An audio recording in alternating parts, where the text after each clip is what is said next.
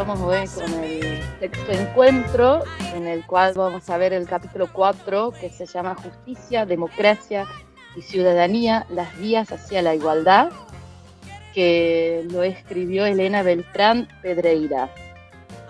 Entonces, la primera parte en la introducción nos pone el objetivo de este capítulo, que es exponer algunos de los debates y aportaciones del feminismo en ese intento de reconstruir el pensamiento ético y político. Bueno, yo lo copié literal, decía aportaciones, suena medio raro, bueno, aportes, ¿no? Del feminismo sería más correcto, y bueno, va a eso, a los debates en los que el feminismo aportó. Entonces, la primera parte se llama universalismo y feminismo, y bueno, algo de esto ya vimos que cuando se hablaba en las revoluciones de algo universal, me refiero, ponerle, yo lo asocio con las revoluciones burguesas, ¿no? Como que ahí se empezó a hablar de los derechos universales, pero bueno, ya lo que hablamos es que la crítica hacia este universal que excluye la mitad numérica de la especie, o sea, a las mujeres. Entonces, necesitamos a lo largo de este capítulo entender bastantes conceptos, y empieza con abstracción, es lo mismo que idealización, porque en realidad la abstracción se hace como para poder hablar de una cuestión universal, ¿no? O tenemos que abstraer o estamos idealizando. Pero bueno, el libro ahí aclara que claramente no es lo mismo. Una cosa sería elaborar principios abstractos, que sería la abstracción, que nos sirve para generalizar algo, y la idealización sería idealizar determinadas concepciones del ser humano. O sea, lo que se apunta, o lo que decía en este libro, que habría que hacer la abstracción y no la idealización. Eso es criticada por una feminista de apellido O'Neill. Ella critica esta idealización que hace el liberalismo. Yeah. Bueno, esto, ¿no? Hablamos de abstracción e idealización, y después habla en el libro de otros conceptos, que uno es el universalismo sustitucionalista y el otro es el universalismo interactivo. Entonces, el primero hace referencia a cuando tomamos como universal en realidad lo que es un grupo de ese todo, y un ejemplo clásico son los hombres blancos por humanidad, es decir, cuando hablamos de la humanidad, muchas veces estamos hablando de hombres blancos. Y el otro universalismo tiene en cuenta esa pluralidad, y es a la que apunta otra feminista de apellido Benavit. Ella dice que no es que elimina las diferencias entre las personas, pero las hace irrelevantes, y de esa manera podemos hablar de algo universal. Y bueno, después habla de otras dicotomías el libro, por ejemplo, en este subcapítulo, no sé cómo se llama, habla de la imparcialidad o los afectos por un lado, y por el otro lado la justicia o el cuidado. ¿Y de qué, digamos, a qué se refiere con esto? La imparcialidad moral, bueno, más o menos el concepto lo entendemos todo, y vendría a ser como reconocer las demandas del otro, que es exactamente igual a uno mismo. O sea, somos todos seres humanos, y yo reconozco las demandas de este otro ser humano, que es algo que el teórico Rawls, que es un liberal, bueno, escribió un libro entero sobre esto, y se llama la teoría contractualista, la abstracción total de la identidad del otro. Bueno, las críticas hacia esto son, por parte del feminismo, son que las conexiones humanas y los afectos que forman parte en la toma de decisiones, eh, eh, o sea, son importantes, digamos, las conexiones humanas y los afectos, especialmente en las relaciones cotidianas y en el ámbito del cuidado. Por eso también se habla de la justicia del cuidado, ¿no? La justicia no puede entenderse plenamente sin tener en cuenta la vulnerabilidad y las necesidades de las personas en contextos específicos. O sea, eso es una crítica no a lo que sería esa universalidad. Y bueno, ahí habla de la ética del cuidado, que es un concepto inventado, entre comillas, por Carol Gilligan, otra feminista, y ella dice que en la justicia es muy importante las relaciones, la empatía y la atención a las necesidades de los demás. Se llama ética del cuidado, que no es lo mismo que ética feminista, aunque en el principio se igualaba la ética feminista a la ética del cuidado, porque obviamente las primeras que empezaron a salir con esta idea eran feministas, pero no abarca toda la ética feminista. Y después de los derechos morales, eh, tiene que ver con un poco con lo mismo, ¿no? Es como que hay ciertos derechos que sabemos que en realidad, por más que se dice que son universales, no lo son, y estamos hablando en este caso de derechos individuales. Bueno, lo sabemos todos, ¿no? Que en el pasado las mujeres no teníamos el derecho a comprar, a tener propiedades, a heredar, etcétera, ¿no? Y la ética de la justicia, que es de la que venimos hablando en la diapositiva anterior, ¿no? La que se opone a la ética del cuidado. La ética de la justicia prioriza los principios universales y la imparcialidad en la toma de decisiones morales. O sea, todo va un poco de la mano, ¿no? Y lo que también planteaba el libro es que en los trabajos recientes de las teóricas feministas sugieren una reconciliación entre los derechos y la ética feminista, pero en este capítulo todavía no la entra a explicar. Entonces vamos al siguiente capítulo, la reconstrucción de lo político, la revisión del contractualismo. Bueno, el contractualismo hace referencia a lo que es el contrato social, que es algo que fue hablado por muchos filósofos, me acuerdo ahora de Rousseau, pero hay varios más, y es un acuerdo hipotético entre los individuos de una sociedad en el que renuncian a ciertas libertades a cambio de la protección y el beneficio que proporciona una autoridad o gobierno. Y bueno, estas feministas empiezan a hablar también de lo que sería un contrato sexual. Es como que desde una perspectiva feminista, y también surge de los estudios postcoloniales, apuntan a que el contrato social tradicionalmente ha excluido a mujeres, pero también a otras a minorías y grupos marginados. O sea, como que lo que yo entiendo, ¿no? Es como que empiezan a haber como cosas paralelas entre lo que es el feminismo y luchas de grupos minorías.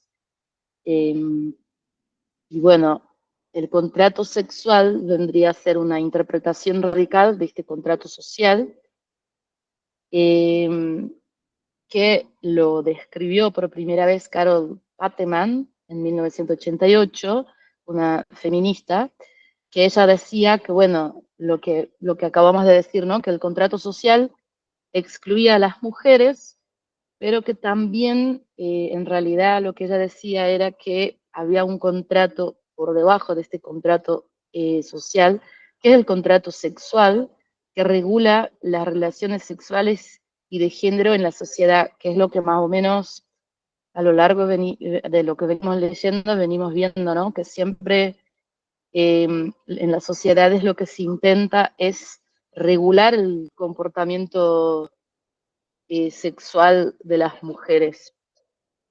Bueno, ahí en el recuadro azul puse que lo que decía el libro es referirse a género en lugar de hacerlo a sexo, es como un intento de defender que la posición de la mujer no viene dictada por la naturaleza, sino que depende de consideraciones sociales y culturales. Y eso, bueno, más o menos creo que coincido que es eso, ¿no? Y también eso, cuando empiezan a ver cómo otros grupos de personas tienen luchas parecidas a la nuestra, se empieza a hablar de interseccionalidad, que tiene que ver que muchas veces las personas tienen como, sufren de diferentes formas de opresión. Por ejemplo, de raza, o sea, una cosa es ser mujer, la otra es ser de ciertas razas, la otra es ser de cierta clase social. Y con eso se empiezan como a mezclar, o las ganas empiezan a surgir de mezclar las luchas, ¿no? Bien, desacuerdos y alternativas. Hay una feminista, Nancy Fraser, que critica a Pateman porque ella dice que eso sí o sí asume una subordinación, y no lo dice Nancy Pateman, pero más o menos se puede entender, y yo como que me sirve esta explicación como para entenderlo mejor. Es como que Pateman asume que como que si todas las relaciones sexuales y heterosexuales no fueran consentidas ni voluntarias por parte de las mujeres.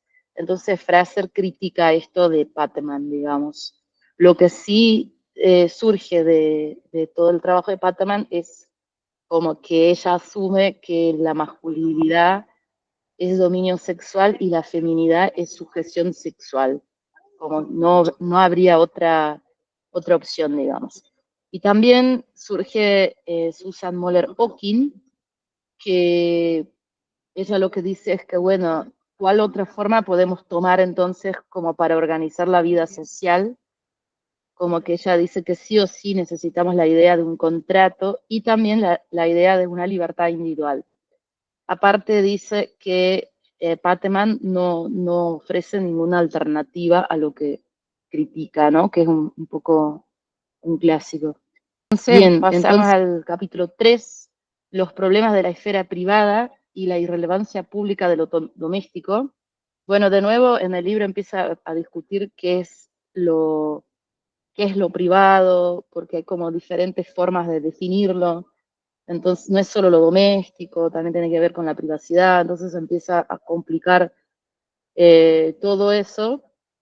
Pero bueno, lo que sí queda en claro es que el trabajo realizado en el hogar ha sido históricamente desvalorizado y considerado invisible, y aparte que lo sabemos todas, la mayor parte de ese trabajo sigue estando a cargo de las mujeres en el hogar. Después también lo que estas nuevas feministas lo que, digamos, plantean es que hay ciertos temas ausentes en la justicia que claramente están ausentes porque afectan más a las mujeres que a los hombres. Por ejemplo, la discriminación sexual, el acoso, el aborto, el permiso de maternidad, la maternidad subrogada o el abuso infantil. El abuso infantil obviamente también afecta a varones, pero sabemos que son mucho más las niñas que sufren del abuso. Y bueno, después las diferencias privadas o domésticas entre los sexos afectan a lo que mujeres y varones pueden hacer en público, incluyendo la vida política. Entonces, lo que un poco plantea este libro, que bueno, como les decía, habla mucho de lo que es lo público y lo privado. Y, y bueno, lo que yo entiendo es como que, por un lado, sí tenemos lo privado, que ya sabemos que es político, o sea, hay como un control de abajo hacia arriba, pero también hay un control de arriba hacia abajo, ¿no? O sea, lo que pasa a nivel público también nos afecta a nivel privado. Y bueno, lo que discutía este libro es que las feministas han como discutido tanto esta idea de qué es lo privado, que Rawls también empieza ya a incorporar en su libro esto, y en vez de poner lo público y lo privado, pone lo público y lo no público. Lo pongo así como para que se vea que cómo influyeron las feministas, ¿no? En este sentido. Y bueno, Okin, la misma feminista que ya nombramos, decía que varones y mujeres tienen que compartir las tareas productivas y reproductivas, de manera que puedan aspirar a una total y absoluta libertad de elección de sus modos de vida. La vida doméstica debe ser una responsabilidad compartida. Y bueno, eso ya para nosotras es bastante obvio, pero bueno, está interesante de ver cómo ella, sin embargo, ¿no? Recae en eso del individualismo, ¿no? La libertad de elección del modo de vida de una. Eh, pero bueno, está bueno porque es obvio que si las mujeres no podemos liberarnos de todas las tareas reproductivas en el hogar, no nos vamos a poder dedicar con el mismo tiempo, la misma energía a las tareas productivas. Y bueno, después hay un subcapítulo que se llama Variaciones sobre la familia, que habla un poco de esto, como muchas feministas empiezan a criticar el concepto de familia.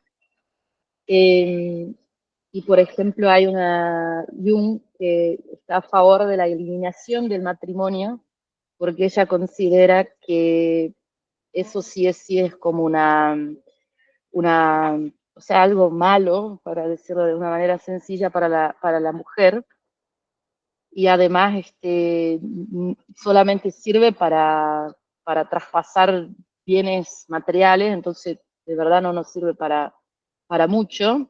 Y por el otro lado, Okin, eh, no, por otro lado, yo misma empieza a redefinir la familia, que yo lo que leí, bueno, lo voy a leer para ser más literal.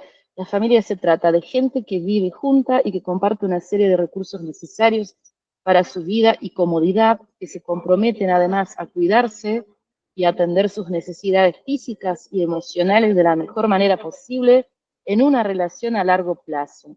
O sea, eso para Jung es como una definición moderna de familia, en donde no hay necesariamente una intervención del Estado, sino que está más basado en la voluntad y también la buena fe, ¿no? De que el otro va a querer lo mismo.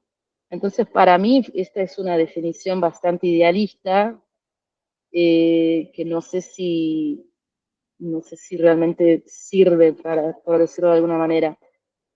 Dworkin considera que no es aceptable la ausencia de la esfera de lo doméstico en los tratamientos de la justicia, porque la igualdad de oportunidades para las generaciones actuales y las futuras se ve seriamente dañada por las actuales injusticias de género. Bueno, creo que más o menos ya lo sabíamos, y también tiene que ver con esto, ¿no? De que lo personal es político, digamos, es como lo que pasa en la esfera doméstica debe ser tomado por la justicia. Y una crítica que se hace a esta idea de Jung, a esta idea de la familia, eh, perdón, no a esta idea de Jung, sino a lo que decía Okin, es que da un papel demasiado relevante al Estado en la supervisión del mundo doméstico. Y bueno, creo que esa es una discusión podemos tener enseguida bastante interesante. El capítulo 4 habla de los problemas de la esfera pública, ciudadanía y estado de bienestar. Entonces, en un momento el libro hablaba usaba como no lo anoté, pero usaba como una palabra que yo no entendía y la googleé y venía de Jürgen Habermas o algo así, que es un teórico que se refiere a un espacio social donde los individuos pueden reunirse para discutir y deliberar sobre asuntos de interés común. O sea, esa es la esfera pública para Habermas. Entonces, el feminismo también empezó a opinar sobre qué es la esfera pública, si era igual para mujeres y para varones. Y Nancy Fraser dice que una esfera pública que haga visible los diferentes modos en que la desigualdad social impregna la deliberación pública en las sociedades capitalistas. La deliberación está determinada por las relaciones de poder y subordinación. Entonces lo que ella dice prácticamente es que en una sociedad capitalista esa esfera pública nunca puede ser algo donde se discute o donde se delibera de igual a igual, como lo dijo Habermas, ¿no? Y también tiene que ver no solo con ser mujer, pero también con ciertas relaciones de poder. No es lo mismo ir a discutir a un espacio público siendo patrón que empleada, ¿no? Claramente.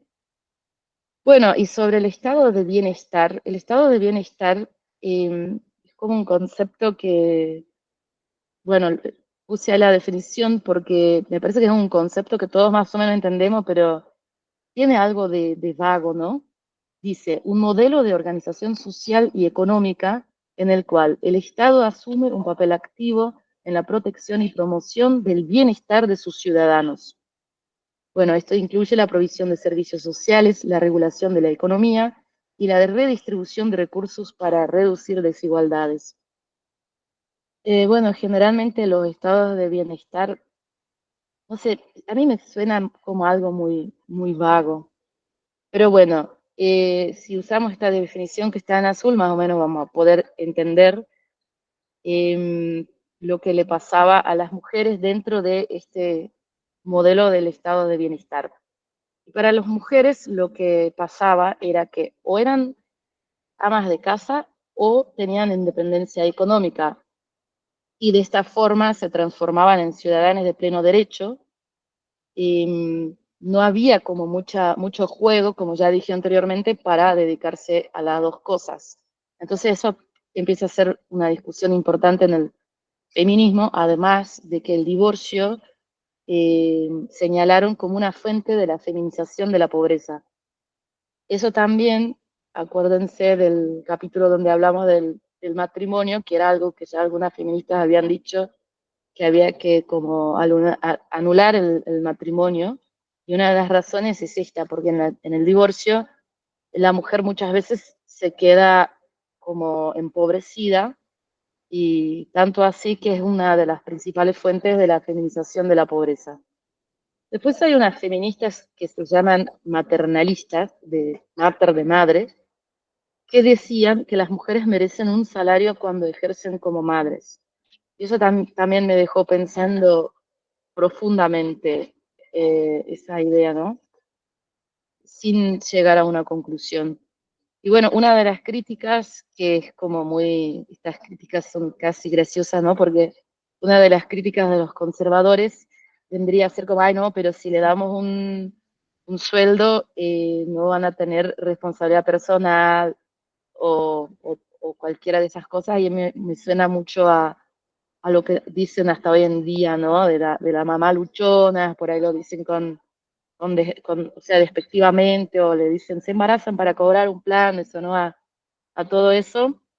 Y después también viene una crítica de las feministas nórdicas, que son las que justamente viven en esos estados de bienestar, y decían que con esos planes se perpetuaban los roles estereotipados, porque claro, el estado de bienestar al digamos, a invertir dinero en el bienestar de sus ciudadanos. Eso incluye, por ejemplo, eh, planes para desocupados, o sea, planes en el sentido de ayuda económica, ¿no?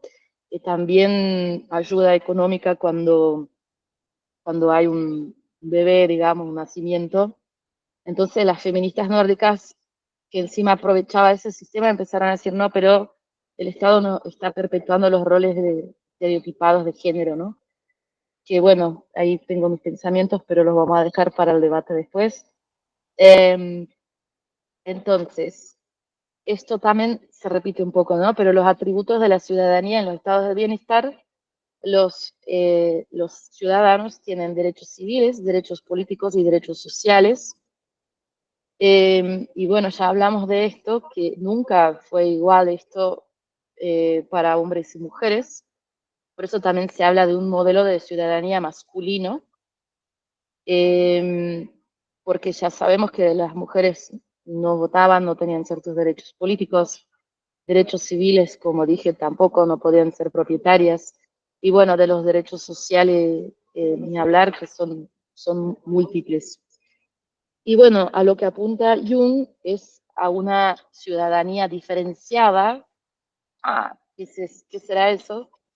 Que eso supone o supondría que las mujeres, en tanto que ciudadanas, contarían con una representación en el ámbito público y en la discusión de problemas que les atañen, pero no solo las mujeres, sino también los negros, indígenas, ancianos, pobres, discapacitados, jóvenes y trabajadores no calificados. Lo copié tal cual, porque me llama mucho la atención que especifican que los trabajadores son no calificados, ¿no? Como que, qué sé yo, no sé. Pero bueno, eso es algo que venimos viendo, ¿no? Que cómo las luchas se van mezclando y tiene que ver con esto, con esta idea de una ciudadanía diferenciada, como que somos todos ciudadanos, pero algunos tenemos necesidades específicas, y bueno, ahí las mujeres empezamos a tener que, lo digo así de una manera más sencilla, pero como a tener que compartir ese espacio de lucha con otros grupos, eh, de otros grupos minoritarios. Y en todo esto no hay que olvidarse, ya lo dije, pero lo voy a repetir, que las mujeres somos la mitad de la población, ¿no? En cambio, los otros grupos son minoritarios, pero muchas veces a veces se confunde porque las mujeres, el grupo de mujeres tiene características como si fuera un grupo minoritario, a pesar de no serlo. Bien, entonces las concepciones feministas de la ciudadanía, una era esta de Jung, que habla de la ciudadanía diferenciada, y otra tiene que ver con, por ejemplo, la igualdad de salarios o los cuidados infantiles, que bueno, que sabemos que las mujeres hasta el día de hoy seguimos ganando menos que los hombres, y esos son datos que actualmente en Argentina, los censos que se hacen, uno puede realizar análisis sencillos y ves que sigue siendo así. Y la importancia de las pretensiones del liberalismo de garantizar un acceso igual de las mujeres a las ventajas de la vida pública. O sea, esto tiene que ver como, bueno, con algunas pretensiones del liberalismo, de que, bueno, que está bien de que las mujeres también puedan acceder a ciertas cosas de la vida pública, digamos. Y el último capítulo se titula La lucha por el reconocimiento, identidades y representación democrática. Y esto habla un poco del giro que hizo la lucha en el feminismo, que venía como siendo algo de una lucha con un objetivo de igualdad, y como que se empieza a girar un poco a un reconocimiento, ¿no? Hacia, digamos, el reconocimiento de la identidad de lo que es ser mujer, digamos. Y la identidad de grupo reemplaza, en este caso, el interés de clase como motivo principal de movilización política. O sea que se va, también en algún punto del libro habla algo así como de post-socialismo, porque, bueno, a nivel global empezaron a caer algunos regímenes comunistas, y por eso se habla del post-socialismo, y ahí es donde ocurre esto de que el interés de clase se va perdiendo como, y es reemplazado por la identidad de grupo. Entonces, Fraser, otra feminista, argumenta que la justicia requiere tanto de la igualdad como del reconocimiento. O sea, como que se cierra un poco ahí la discusión entre qué es lo que se busca.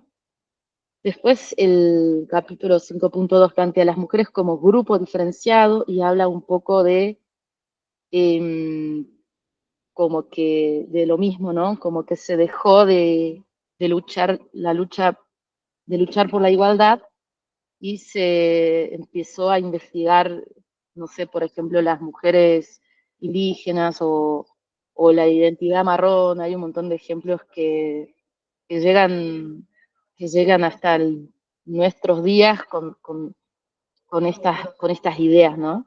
Y después el último punto, democracia y representación política, como que no quise agregar más texto a las diapos, y como que no había nada para pasarlo, dejé nomás como título por si después lo quieren leer o revisar en más profundidad.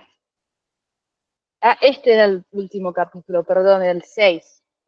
El 6 se titula Feminismo y Derecho, que, bueno, ya no sé cómo hacerlo breve, pero este capítulo habla un poco de cómo empieza a surgir un feminismo, como dice ahí, en torno a la teoría jurídica, o sea, un feminismo legal, o no sé cómo se llama, y son feministas muchas veces abogadas o que trabajan en esa onda, digamos, que se dedican a querer mejorar las leyes o ver los contenidos de las leyes si realmente son igualitarias para varones y mujeres, y empiezan también a a sacar trabajos teóricos sobre toda lo que es el feminismo jurídico o la teoría jurídica feminista, ¿no? Y hay una feminista, se llama Christine Littleton, no la conocía, y ella hablaba, por ejemplo, de simetría y diferencia en los modelos de igualdad sexual. Y bueno, con simetría se refiere a que todos debemos ser tratados igual por la ley, sin importar el género o el sexo en realidad. Y por el otro lado, busca que la ley, digamos, o la justicia, reconozca y valore también las diferencias entre los géneros. Y otra feminista de este grupo es Catherine McKinnon, que se dedicó muchísimo al acoso sexual en el trabajo, en Estados Unidos, las dos. Y bueno, después pasamos a la acción afirmativa, el trato preferente y la discriminación inversa, que simplemente puse las definiciones como para que nos quede la idea de qué trata esta discusión. Por ejemplo, la acción afirmativa se refiere a políticas y programas diseñados para aumentar la representación y las oportunidades de grupos históricamente marginados o discriminados, como mujeres, minorías raciales y étnicas, personas con discapacidad, entre otros. Y esto tiene que ver con, por ejemplo, la ley de cupo, la ley de cupo trans.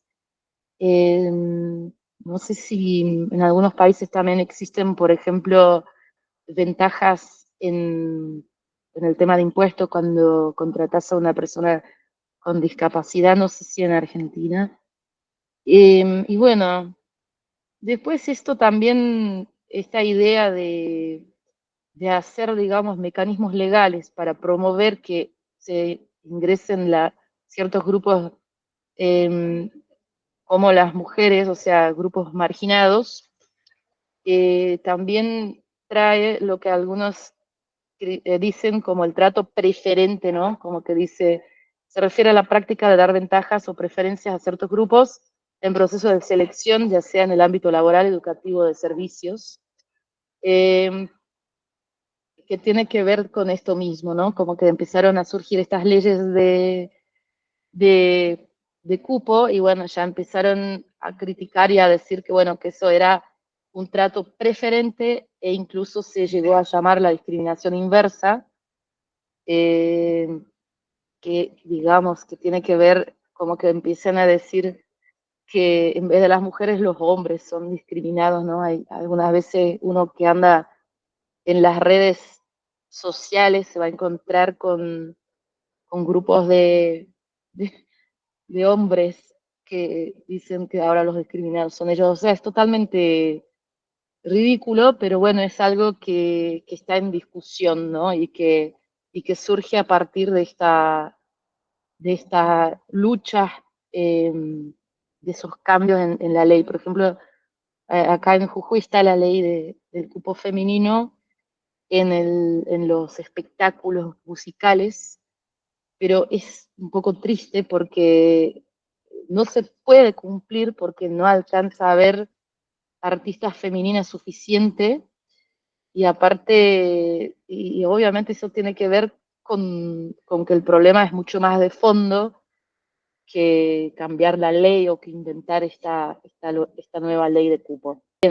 Y después, bueno, esto sería como, te lo anoté, pero no me pareció ni siquiera es muy interesante, pero será como una crítica a lo que sería este feminismo de leyes, digamos, que bueno, que hay grupos que se ven perjudicados porque es como decir, ah, pues está la ley de cupo trans, ahora yo quiero, no sé, la ley de cupo drag queen, yo quiero la ley de cupo gay, o sea, como que empieza a haber esa, o sea, ese problema con otros grupos minoritarios que de pronto no tienen tan buen lobby.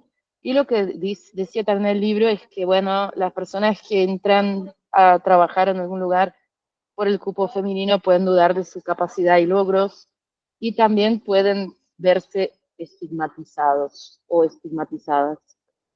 Y bueno, con eso cerramos la presentación y abrimos el debate. Buenísimo, Ari.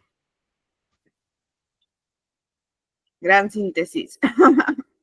No sé si no fue muy rápido en el principio, como que siento que corrí un poco y tenía algunas cosas notadas y no sé si las llegué a decir, pero bueno, es como para mí muchos conceptos, mucha teoría y sí son debates contemporáneos, pero yo veo como que, no sé, como que desde el feminismo socialista, como que no nos afectan tantísimo muchos de esos debates, digamos. Pero bueno, ahí se los presenté como pude, digamos. Ahora me callo. Bueno, como decíamos la otra vez, no sé si queda del todo claro, a veces parece un poco más que sí, pero no sé si queda del todo claro si las autoras toman posición, porque me parece que ellas hacen un esfuerzo, que no sé si lo logran, por eh, mostrarse en cierto punto imparciales en relación a en cuál de estas vertientes del feminismo se ubican. O quizá, como nos pasa un poco a todas, seguramente coinciden un poco con una, con otra, pero sin embargo, sí creo que en la elección o en el foco, ¿no? Cuando uno hace un recorte de estudio y dice, bueno, ¿qué voy a priorizar?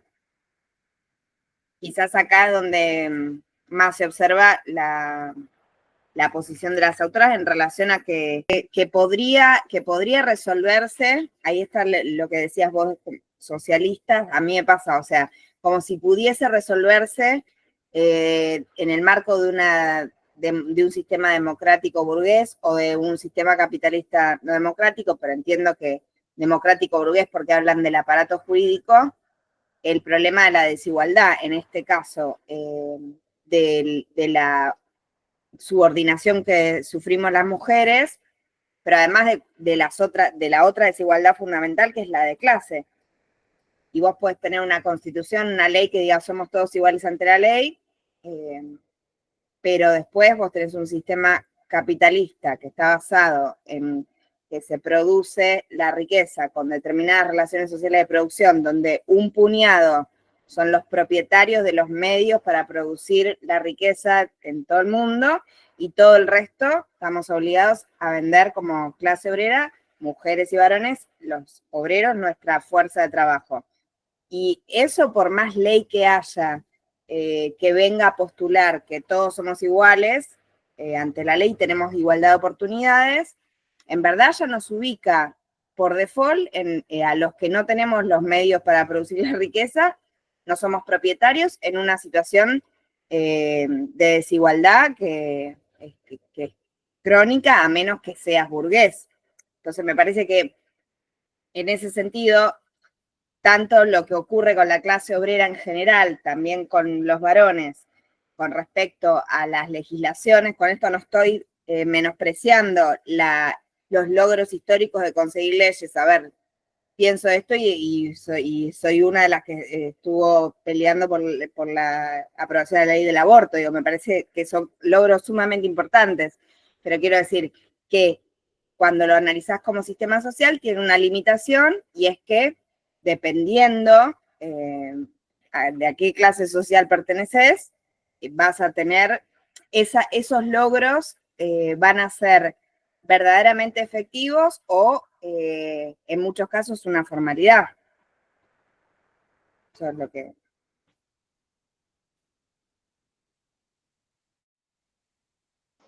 Claro, es como lo que yo decía de la ley de cupo que hay acá, como que no resuelve el problema de fondo, que es que las chicas siguen siendo educadas de otra forma que los varones, entonces si tocan música, a veces capaz no es motivado porque, que no va a salir a tocar de noche una chica, una mujercita, qué sé yo, que de por sí ya deben decir, no, vos, busca a tu marido, deja de tocar la guitarrita, no sé.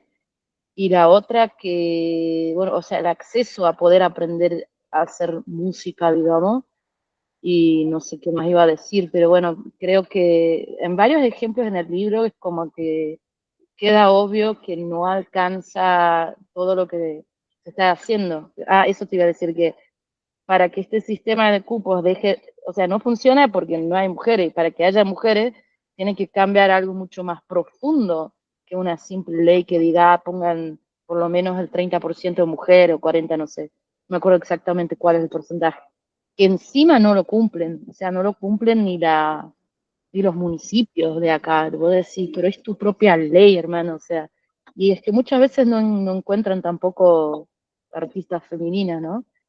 Y qué más iba a decir que, claro, eso también, ¿no? Cuando empiezan esas luchas que a mí me sonó un poco al PTS, ¿no? Que empiezan con, porque por las mujeres y los originarios y los troscos y los trabajadores, y vos decís, no, pero pará, dejemos de hacer esa mezcolanza de grupos que no es lo importante, o sea, acá lo importante es que somos mujeres, punto. Acá lo importante es que somos trabajadoras, punto. No importa que seamos migrantes, indígenas, marrones, artistas, precarizadas, no sé. Eso veo yo como que el postmodernismo hizo eso, como esa mezcla que nos distrae, ¿no? Mientras podemos seguir haciendo reuniones de mujeres lesbianas, trans, disidencias y no sé qué pingo más. Nos distrae bastante y logramos algo por acá, algo por allá, pero yo creo que dejamos de afuera algo mucho más fundamental y más profundo, como que es tan difícil y requiere tanto trabajo, tanta lucha, creo que muchos dicen, no, bueno, no existe, es absurdo, están re locos, quieren la revolución y se conforman, digamos, porque es más fácil también. O sea, las artistas mujeres yo las respeto un montón que han logrado la ley de cupo, pero ahorita deberían decir, pues esto nos sirvió, ¿no? A ver ahora qué. Y bueno, eso creo que falta. Mira, para mí lo que decís se ve muy reflejado en lo que pasó con los encuentros. Yo soy reiterativa que tengo los encuentros, pero para mí se ve muy reflejado en los encuentros, esto que estamos hablando.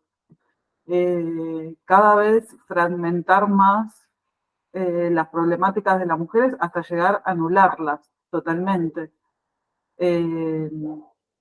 Y festejado encima, porque y siempre pensando en números, ¿no? No sé, el encuentro hace 5 años tenía nada más que 80 talleres. El encuentro que viene, vamos a tener 120 talleres. El encuentro que viene, qué éxito, vamos a tener 200 talleres. O sea, sin importar el contenido, se antepone la cantidad más que la calidad, típico, ¿no? Yo veía los talleres del Pluri, que son un desastre, uno peor que el otro. Sin ir más lejos, el de trabajo sexual puesto en el eje de trabajo. Un taller que era de plataformas en el eje de trabajo.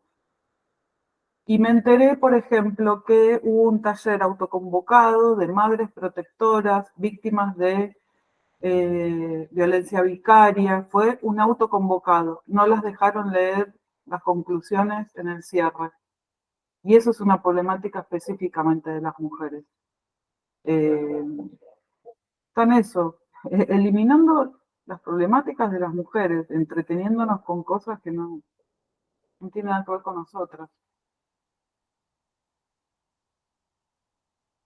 Por eso yo lo veo como, no es que una lucha acompaña a la otra, son luchas totalmente diferentes. Esto de la transversalidad, las mujeres, de la economía, la raza, no, la lucha de las mujeres es muy específica. Y la económica, sí, vamos de la mano hombres y mujeres, pero de las mujeres es exclusivo de las mujeres. Pero bueno, nos hicieron creer que no, pero eso es lo que pienso yo. No, que me olvidé de poner la lámpara del escritorio y quedé a oscuras, pero estoy acá.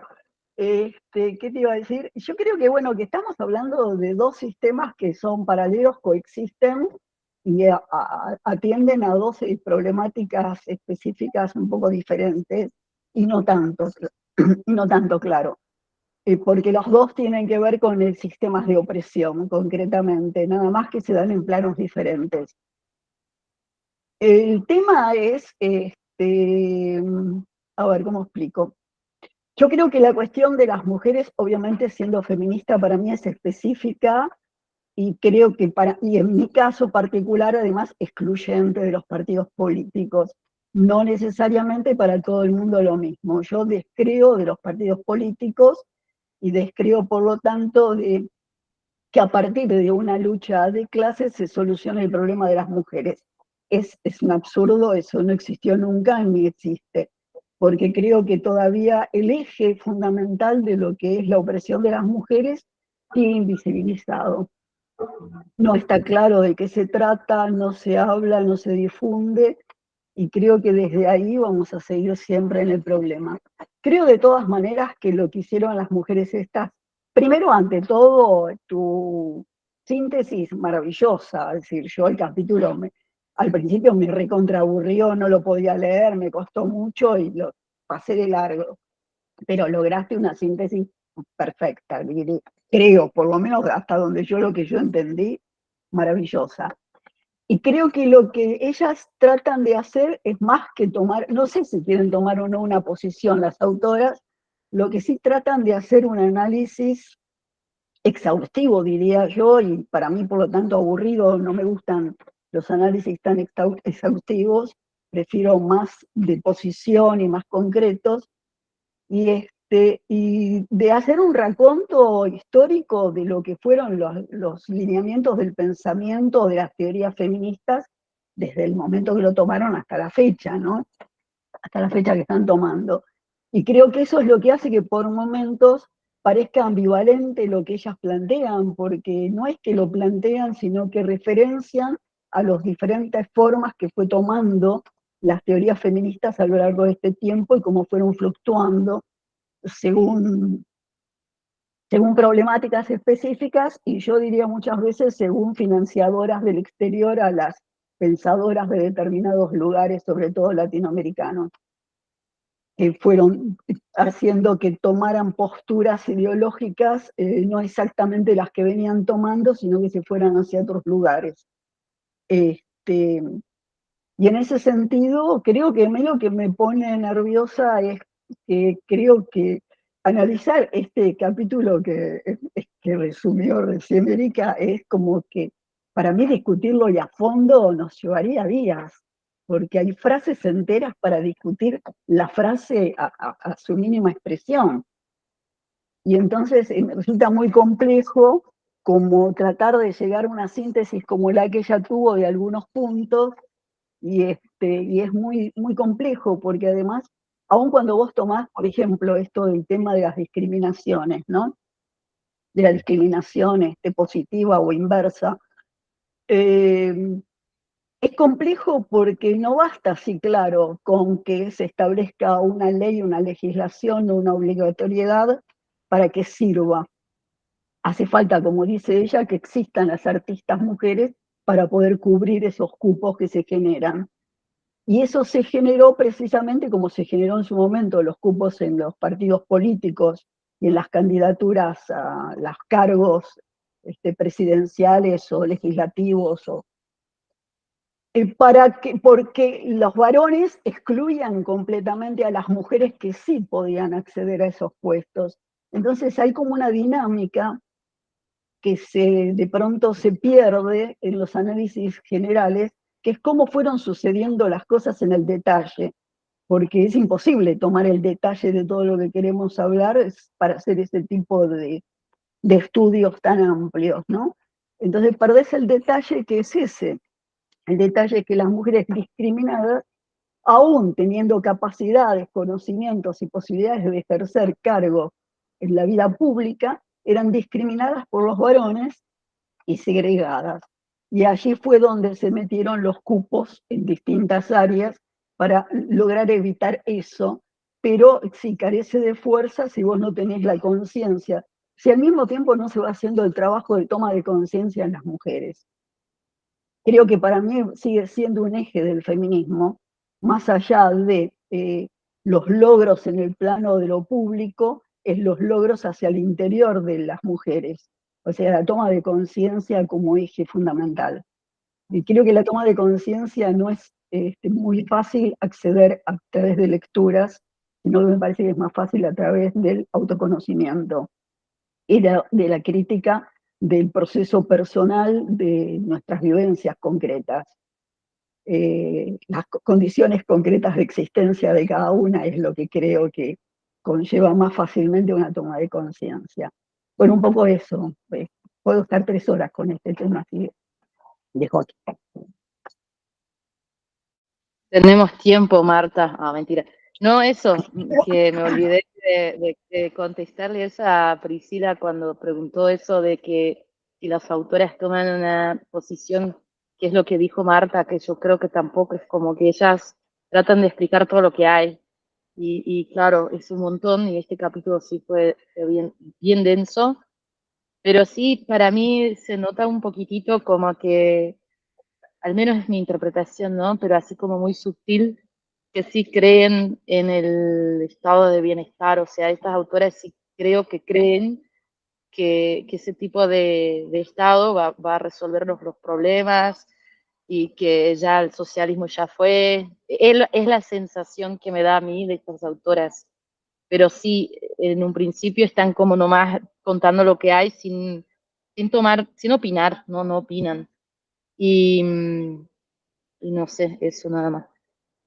Más o menos lo que entiendo yo, digamos, de lo que escriben, como que se vendrían a ser, no sé si tiene un nombre eso, pero medio socialdemócratas del feminismo, algo así. Ya le inventé un nombre, ya, mejor me callo. No, era solo un comentario que cuando ellos empiezan a hablar del tema del estado de bienestar y traen a colación el plan Marshall, ¿no? Que fue en España después de la Segunda Guerra. O sea, como que este estado de bienestar, según esto, yo no lo conozco mucho el tema, aparecería a partir de la guerra y como una necesidad para ir cubriendo los desastres que había dejado en aquel momento la cuestión bélica.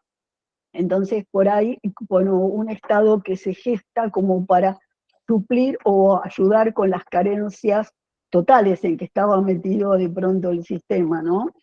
O sea, por ahí tiene mucho que ver con eso, ¿no? Como un estado de bienestar para suplir carencias o para ayudar con las carencias. Y en ese sentido, yo lo veo como un arma de doble filo en lo personal, porque sería por un lado, sí, maravilloso, ayudás, pero por otro lado cercenás la posibilidad de la lucha personal para solucionar el problema. No sé si es claro lo que quiero decir, digo, para mí toda cuestión maternalista, entre comillas, que no sé quiénes son las feministas maternalistas, me brota pensar que existan, toda esta cuestión maternalista o paternalista es indistinto en el sentido protector, a mí me parece doblemente peligrosa, ¿no? Como que evita que la gente pueda desarrollarse y crecer y actuar por sí misma. Y es decir, más allá de que lo haga después grupal o individual o conjuntamente o socialmente, me parece indispensable que cada uno tenga fuerzas y posibilidades de desarrollarse. Esto es, y de generar otras cosas. Bueno, justo en el encuentro que viene, que es nuestro último encuentro de este ciclo de lectura, ojalá que tengamos otro y elijamos bien el libro. No, igual está bueno el libro, che, al final. O sea, digo, para hacer un recorrido histórico está bien. Pero ahí justamente vamos a ver a las maternalistas, Marta. Así que yo también quiero leer un Justo poquito. aparecen después, bueno. No, como las nombraron acá, claro. Sí, es tan ambicioso en relación, eso sí, creo que ahí tiene un mérito el libro de la capacidad de síntesis, es tan ambicioso que es como un salpicón de todo, ¿viste? Pero te quedas como a medio camino, porque te tira, quizás es en un acápite de, no sé, de 2 carillas, te está resumiendo una corriente que tiene quizás 5 libros o más escritos, entonces es un trabajo ambicioso que no debe haber sido nada fácil. me quedé pensando en que toda la primera parte de lo que habías dicho, yo coincido, Marta, pero hay un punto que creo que alguna vez ya lo intercambiamos, pero aprovecho que lo trajiste ahora de nuevo, que a mí me pasa que yo encuentro una contradicción en esto que vos decís. Porque yo pienso, como feministas, a ver, no consideramos que nuestra subordinación venga de forma innata, ni por una cuestión de biología, ni natural. Somos conscientes de que existe No, pero vos sí. Ah, bueno, ahí tenemos una Vamos a charlar lo de la biología, porque yo creo que ahí hay un punto que no se trabaja muy bien, muy a fondo. Que hay una cuestión biológica importante. No, está bien, digo, la subordinación de los roles sexistas está basada en una diferencia, en la diferencia de capacidades sexuales y reproductivas que tenemos hombres y mujeres. Se montó sobre eso, no estoy negando eso, claramente.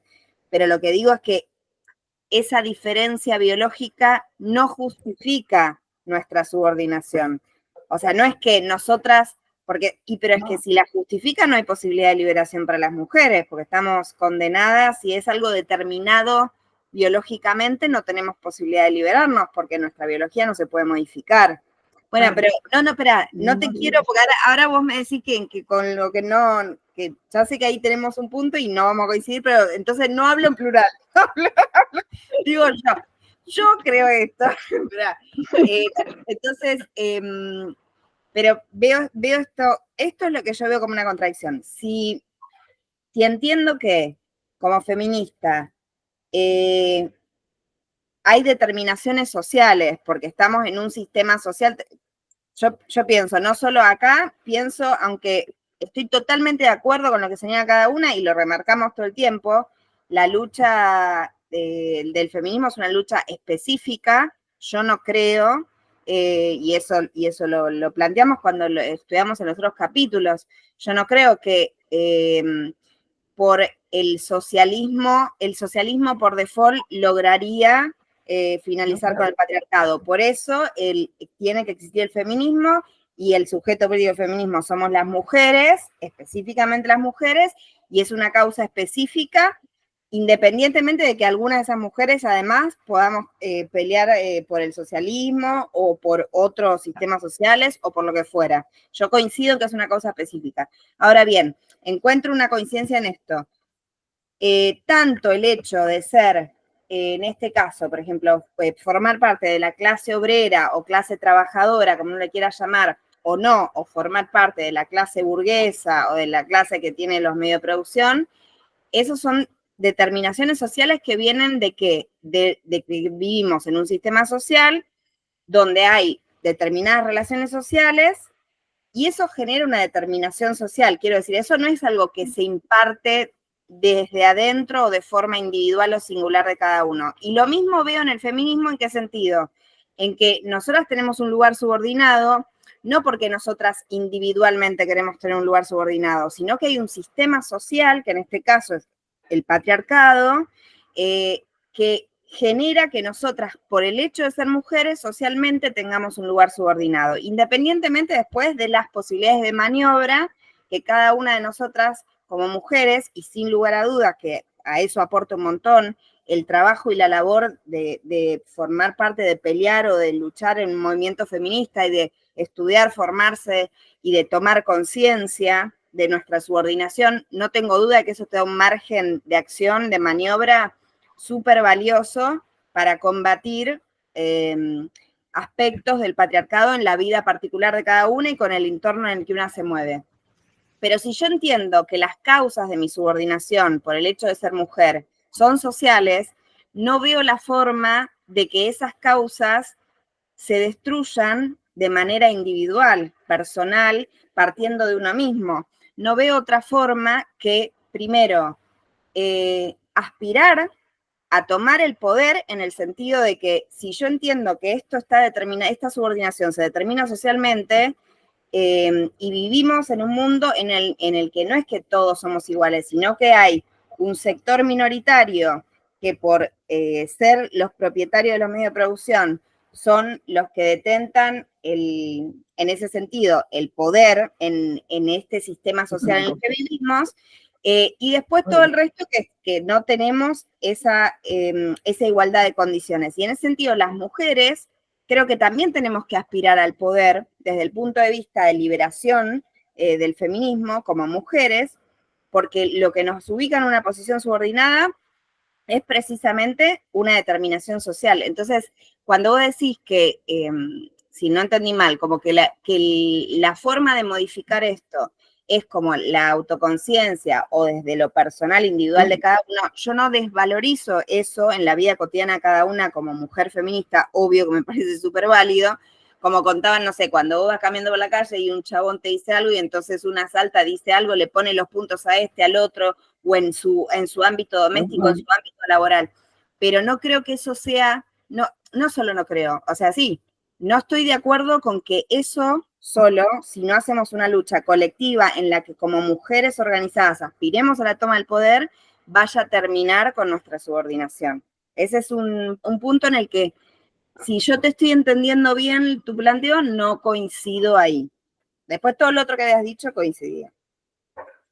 Perdón, entonces me expliqué mal lo que dije porque es obvio que lo que yo creo que solo la toma de conciencia obviamente no conduce a nada si quedas encerrada en vos misma. Es el punto de partida para la lucha. Lo que yo decía es que no hay posibilidad de lucha sin la toma de conciencia desde la mujer, de las mujeres, cada una de nosotras desde nuestras concretas condiciones de existencia. Desde ahí a el resto. Digo, es decir, el socialismo, si esto no está, no sirve. A eso, el socialismo, la forma de política que quieras, organizativa a nivel de partido tradicional, a eso me refiero, ¿no? No importa cuál, el que cada quien prefiera. No sirve para modificar la cuestión de las mujeres si no somos las mujeres quienes tomamos conciencia y peleamos por ello. Es lo mismo que vos planteás. No hay diferencia. Por ahí en la forma en que lo dije no fui clara a qué me refería. Y eso, fundamentalmente, porque lo que se había visto, no sé ahora qué pasa con los partidos políticos, no tengo más contactos como tenía antes. Antes era pérdida de tiempo estar en un partido político, los varones seguían todavía en la vieja historia de prepárame un café, no sé cómo explicarlo así brutamente, ¿no? Entonces, supongo, quiero creer que esto se ha modificado, que ya no sucede, que las cosas son más pares y se comparten. Y creo que lo más interesante de lo que estábamos leyendo de la postura de Jung, que creo que era la mujer que sostiene el tema de la coparticipación o participación o compartir, no sé cómo, no me acuerdo de la palabra, que creo que es la única forma de llegar realmente a un cambio social, es que además está planteado en los 60, en los 70 estaba planteado ya esta cuestión de dar todo lo del mundo privado y el mundo público sea par entre varones y mujeres, la crianza sea entre varones y mujeres. Esto es obvio, y de lo que yo hablaba concretamente es que creo que sí hay una cuestión en la biología que me parece que es interesante y que últimamente me agarró el ataque de traerlo todo el tiempo, así que me van a escuchar todo el tiempo repetirlo, que es que no se trabaja el tema de la ablación del clítoris. Y vuelvo con esto, porque me parece un eje de la violencia sobre las mujeres, que es física y simbólica, y que es concreta y que sucede y parece que va a seguir sucediendo, en tanto se siga sosteniendo la negación de la biología de las mujeres como en el sistema reproductivo separado el principio de placer del principio de la reproducción. Y esto es lo que no se habla y se sigue sosteniendo como que los dos sexos, varón y mujeres, están en función de una reproducción que puede o no ser utilizable, pero esto es al margen, esto es para discutirlo desde otro lugar, pero que de todas maneras las mujeres tenemos órganos separados en ese sentido, o sea, nuestra biología no es símil a la de los varones en oposición o complementaria, es diferente. Y esto es lo que sigue sin decirse. El otro día estuve mirando ¿cómo se llama? El audio de Rausti, no me acuerdo nunca el apellido, perdón. Y el tipo cuando muestra las láminas de las mujercitas y los chicos, y dice, algunos tienen vulva y otros tienen pene, dice, la diferencia está en los pelos largos o pelos cortos, ¿me recuerdas? Bien, llamativamente dice vulva y dice pene. Es decir, es llamativo que sí nombra el pene, pero de las mujeres dice vulva. Y lo nuestro es vagina para la reproducción y clítoris para el placer. Entonces, qué raro, el clítoris sigue sin nombrarse todavía hoy. Entonces estoy obsesivamente en nombrar el clítoris. Desde hace mucho tiempo, pero últimamente me agarró el ataque total porque parece que no se entiende que esta es una de las más grandes violencias contra las mujeres, la ablación del clítoris. Porque Freud sostiene la ablación del clítoris a nivel simbólico, y las tribus y algunos grupos latinoamericanos sostienen la ablación concreta del clítoris todavía hoy. Entonces, bueno, eso, quería traerlo, y que creo que me parece que es un eje fundamental del que no se habla, de lo cual los partidos políticos obviamente nunca se van a ocupar porque no les interesa si las mujeres tenemos o no tenemos placer sexual, si las mujeres tenemos o no tenemos ganas de reproducirnos y de quedar embarazadas, como diría Carla Alonso, en función del placer de quién. Eso, vuelvo otra vez a ese eje mío, que es el eje de lo biológico, exclusivamente.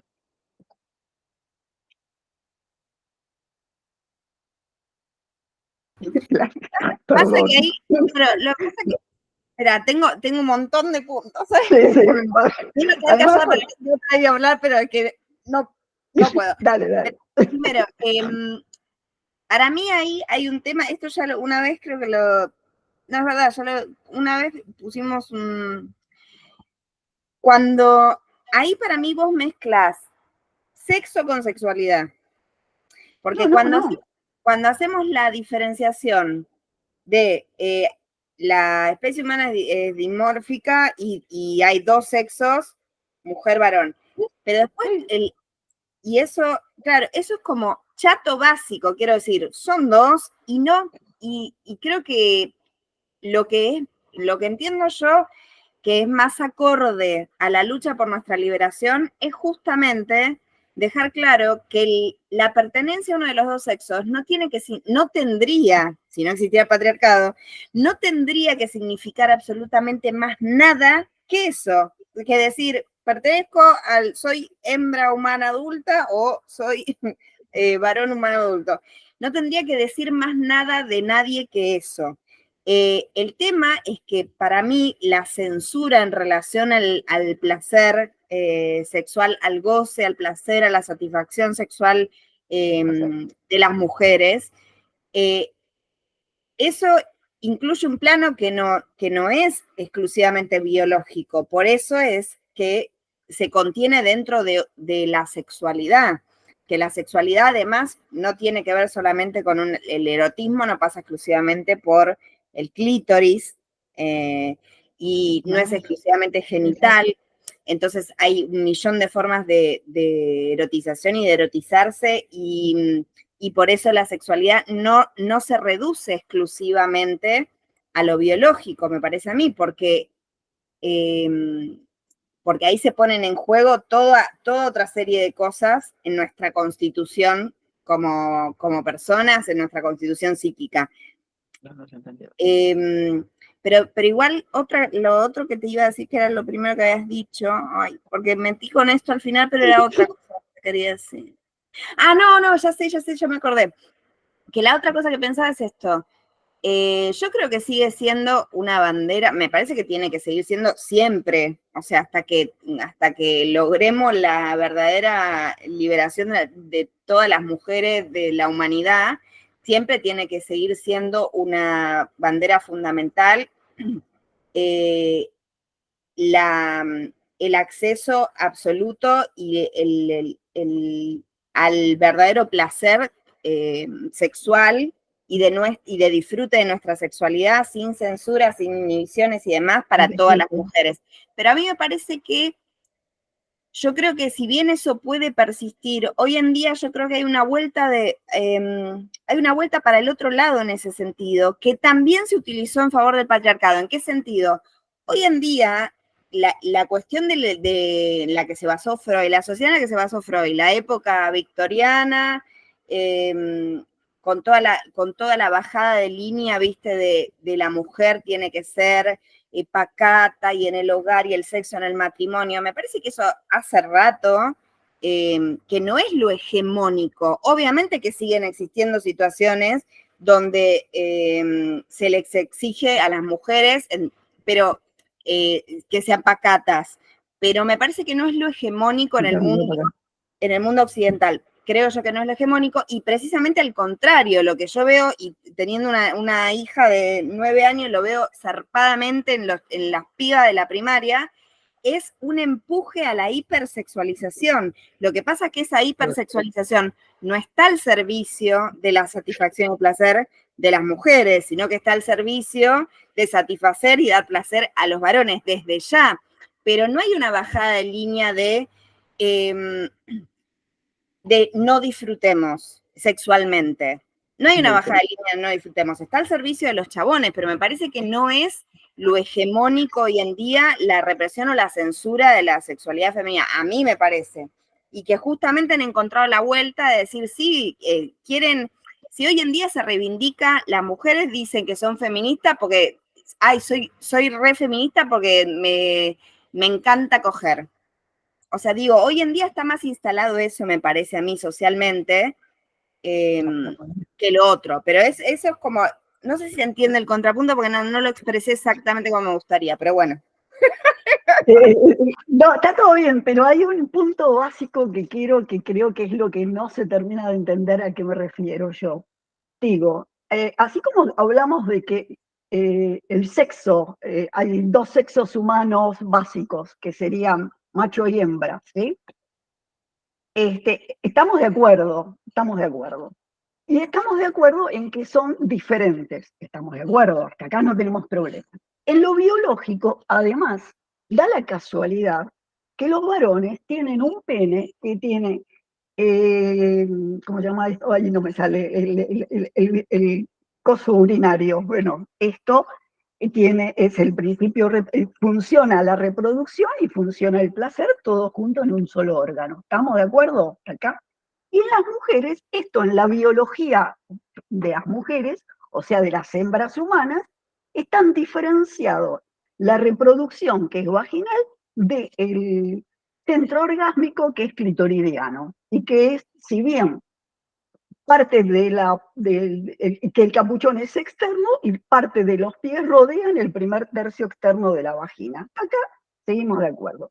La sexualidad es otra historia, y como todo tu cuerpo es un centro erógeno y de placer, o sea, todo tu cuerpo. Y vos podés tener un orgasmo acariciándote la sien, esto ninguna duda, o leyendo un libro. Es decir, podés hacerlo de 1000 otras maneras, no necesariamente con una estimulación genital.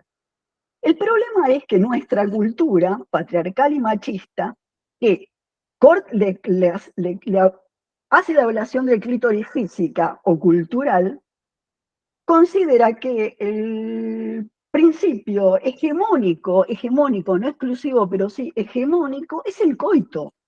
Y este es un punto básico donde pones la sexualidad en función del placer masculino y negas la posibilidad del placer de la mujer de otros modos, que no es que se niega totalmente. De hecho, bueno, desde los amantes de Luis María, allá por los fines de los 50, 60, a la fecha, se sabe que es el clítoris, aún gracias al cine. De todos modos, hoy los adolescentes de hoy, los varones adolescentes de hoy, no tienen idea que las mujeres tienen clítoris. Hoy, pese a la ESI, pese a lo que quieras, no sé cuántas nenas sí tienen, o adolescentes, sí tienen noción de que tienen clítoris todavía, porque no lo descubrieron accidentalmente, o porque sí lo saben, o porque se masturban, o porque no se masturban. Entonces, esto me preocupa, porque es negar una parte biológica básica de las mujeres, y que puede o no tener que ver con tu vida sexual. Esto es al margen, porque vos después podés ignorar totalmente tu clítoris. No me importa. Lo que quiero es que se reconozca. Pero Marta, ¿Está claro? yo coincido con lo que vos decís, porque es esto que decíamos, la hipersexualización, pero para las mujeres, En función de otra. las mujeres, pero al servicio del placer de los chabones. Pero esto de que no se le dé la importancia, el reconocimiento al placer clitoridiano, no responde a nuestra biología, responde al patriarcado. O sea, responde precisamente a que se menosprecia nuestro placer. Exacto. Es lo que estoy diciendo. Se niega nuestra biología. Estoy diciendo, se niega nuestra biología en función... Pero entonces no es que hay un tema, no es que se explica algo del patriarcado por nuestra biología, sino que como parte de la operación del patriarcado, niegan nuestro placer que está... Exacto. Sí, exacto, es ese, por ahí me explico mal, entonces lo que yo digo la otra es cosa que yo decía, porque te digo, cuando vos decís lo de la filmina que en la charla de Rasti Pérez Álvarez, la vulva contiene el clítoris. Pero no se nombra, lo que yo digo es no se nombra. En los 70... está contenido en la vulva. Justamente el hecho de hablar de vulva, y por eso las mujeres empezamos a hablar de vulva, o sea, el hecho de hablar de vulva, cuando vos decías vagina, no incluía el clítoris. Pero por cuando supuesto, vos decís vulva, incluye vulva tampoco. Igual esto para mí tiene que más que ver con la descripción de lo que está a la vista. Exacto. Porque el capuchón del clítoris está a la vista. Capuchón del clítoris está a la vista. Está a la vista, no, es decir... Marta, en una filmina... No, en la filmina, no estamos hablando de la filmina, perdón. No, yo sí me estoy refiriendo a eso, ¿eh? Claro. Va a mencionar lo que está a la vista. Sí, no, pero escuchan, perdón, pero en la época del grupo de política sexual, estoy hablando de los 70, disculpen mi antigüedad, cuando íbamos a las charlas de los sexólogos, nunca nombraban el clítoris, y cuando nosotros les hablábamos del clítoris, se ponían histéricos. O sea, los sexólogos, no estoy hablando del cura de la iglesia, estoy hablando de ¿Eran hombres los que daban las charlas? Eran varones los sexólogos que daban las charlas públicas, claro. Eran varones, estoy hablando del 72, 73, por ahí. Entonces, cuando, esto ya creo que ya se los conté, que lo repito, que yo una vez que el tipo estaba diciendo que la masturbación era la manipulación del pene hasta la eyaculación, y yo le dije, perdón doctor, ¿y en las mujeres? Me dijo, señora, por favor. O sea, como que las mujeres se masturban. Estamos hablando de hace 50 años. 50 años atrás, gente. Entonces, hoy todavía, cuando vos hablas de esto, el clítoris es algo que no se nombra. Se sigue no nombrando. Cuando se habla de la... El otro día en la presentación del libro de Cobo, también ella hablaba de la violencia terrible contra las mujeres, pero no hablaba de la ablación del clítoris, que me parece una de las violencias más terroríficas, después del asesinato, obviamente, o las violaciones, o junto con las violaciones, porque es prácticamente lo mismo. Pero hay cosas que no seguimos sin sostenerlas, y es parte de lo que tiene que ver con cómo se institucionaliza el patriarcado sobre nosotras. A eso me refería, no es que yo niego o que considero que esto es parte, sí, y que no debe serlo, claro que no debe serlo. Ninguna diferencia debe ser una relación de poder para otros. Ningún tipo de diferencia puede constituirse como una cuestión de pérdida o de supremacía de poder sobre otros. Esto es obvio. Sí, yo creo que recién la termino de entender bien a Marta, después de muchas reuniones. Pero creo que sí ha cambiado eso un poco, No, en serio. Me encanta lo de che.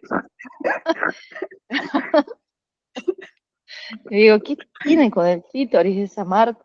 No, pero creo que sí está cambiando, por lo menos en los libros, así por lo menos yo doy clase de biología humana y bueno, sí hablamos de hablar de clítoris. Yo sí, pero bueno, no sé referencia, creo, para el resto de los... Grabarle un video a Marta de tu clase delante de todos los alumnos hablando del por favor, mandáselo, así le alegrás. Dale. Me parece básicamente fundamental, claro, totalmente. No, de sí. acuerdo. Y también, bueno, eso de la masturbación, yo me acuerdo había una obra de teatro que se llamaba algo así como Monólogos de la Vagina, que es algo Ajá. que yo vi en el teatro acá en Jujuy, y bueno, para la no fue hace tantos años atrás, no fue en los 70, fue en los 2010 por ahí, pero sí me acuerdo que hablaban ahí de que habían hecho para, digamos, crear la obra, habían hecho como reuniones con mujeres y decía que habían mujeres grandes que nunca en su vida habían tenido un orgasmo. Y yo dije, ¿viste? Entonces como que la obra hablaba de eso, de que les enseñaba a mujeres grandes a masturbarse. Y bueno, en Jujuy fue como, wow, ¿viste? Porque acá es un poco más atrasado todos esos temas, pero sí me quedó esa idea de decir cómo puede ser que no sepan ni siquiera masturbarse, ¿no? O sea, como que no saben hacerlo. Así que en ese sentido te doy la razón, Marta, pero sí creo que está cambiando, insisto, ¿ah? Pero bueno, obviamente nunca es suficiente, ¿no? Hay que ver, ¿no? No, Porque también en las relaciones sexuales que uno puede tener en la vida, es como que te das cuenta que el chabón muchas veces ni te pregunta si te gusta, si no te gusta, ni sabe dónde está. O sea, eso sí sigue existiendo, digamos, pero bueno, habría que seguir experimentando para ver si es algo general o algo de algunos nomás. No, parece que esto me salió porque una amiga que tiene un hijo adolescente se encontró con que un compañero estaba tratando de averiguar, porque iba a tener relaciones con una chica, con qué hacía con la chica. Y, Ay, pobre. y da la casualidad, esto estábamos hablando de 15, 16 años, más o menos, no sé bien la edad. Pero está allí, está como en los primeros intentos, parece. Y parece que el hijo de mi amiga, que obviamente mi amiga es feminista, sí sabe, conoce que existe el clítoris, sabe de qué se trata, la madre lo ha instruido bastante a la criatura, y les comentaba, y los compañeritos y las compañeritas no tenían la menor idea de lo que él estaba hablando. Entonces, cuando escuché esto, que es reciente, que lo escuché hace un par de días atrás, me quedé ya del colmo. Dije, pero ¿y la ESI? ¿Qué está haciendo la ESI en los colegios? No pasa nada. Claro, la ESI, en vez de ser una ESI feminista, está diciendo que lo importante es la diversidad, las diversidades. Claro. Está enseñando, ¿viste? Como eso, ya el extremo de lo burdo de Rusty, está enseñando que no importa si tenés vulva, clítoris o pene, pero podés tener cualquiera de las dos cosas y ser varón o mujer. Depende de cómo tengas el pelo. Vos viste esa diapositiva, vos viste lo que es un delirio. ¿Cómo es? La No entendí, perdón. Explicarles porque yo la vi, pero ellas no. Claro, no, el material, digo, que mostró Rusty, sí, que usan en las escuelas. Sí. De terror eso. Es impresionante. Qué mal que está todo. Bueno, chicas, nos vemos la próxima, el último encuentro del ciclo.